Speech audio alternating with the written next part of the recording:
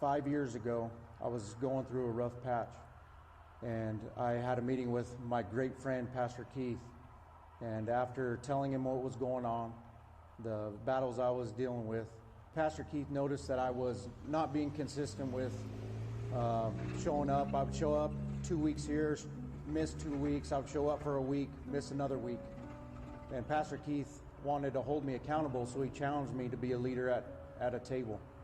And I was taken back, and I just didn't feel worthy of being a leader. And he said that he thinks that I was perfect for it. And he said that he's a sinner as well as I am, but he had confidence that I could be a leader. When I was showing up consistently, I noticed a change.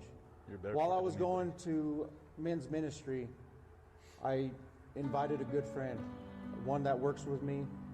He's one of my bestest friends.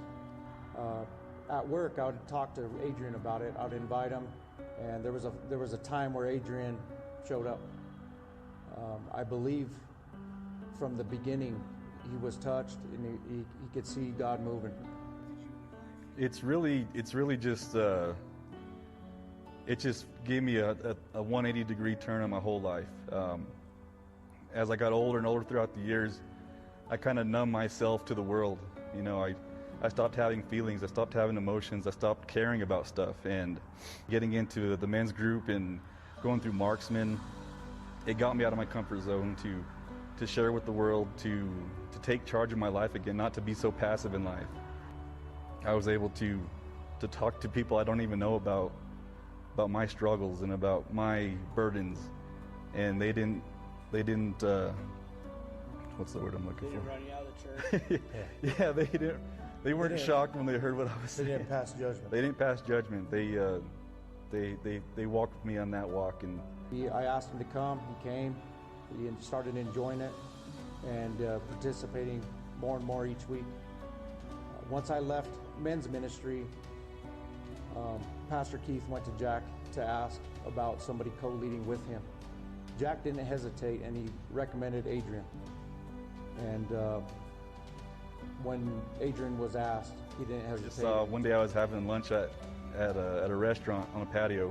I just seen this young couple over here in the corner, and I just kept staring at him, and I didn't know why. I'd never met him before. Young couple. And as they were fixing to leave, I thought they were going to leave, and I went over to them and talked to them. I said, "Hey, my name's Adrian Ulibarri. Something's on my heart to come talk to you guys." And he was had a newborn, had a new wife, and I was like, "Yeah, I'm part of the men's ministry at Hills Church." And man, I just, if you ever feel like you need that in your life, you know, I'd love for you to come over here and talk to us, come hang out with us and see what it's about. And he just kind of broke down. He broke down, and he's like, "I was just telling my wife, man, I got my new baby, I got my new family. I really need to get God back in my life, and I don't know how to go about it." And it was just, you know, a calling on my heart to go talk to him. And he started showing up to Rally. You know, he's a leader in his family. He's taking care of business, and it was just one of those things that, you know, God touched me to go do, and it's been a blessing to do that. Coming back to Christ and going through that narrow walk, you know, it's been just a blessing. But I never felt compelled to get baptized. I never felt like I was ready yet, you know. I never felt like it was the right time to be baptized. And when they finally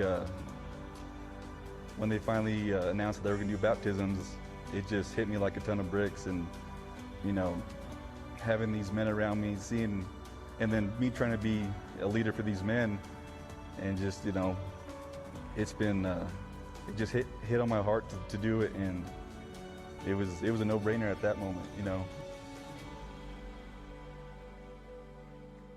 Don't let any doubts hold you back, you know. God doesn't choose the prepared, He prepares the chosen. So if you feel it on your heart, you know, step up and take a swing at it.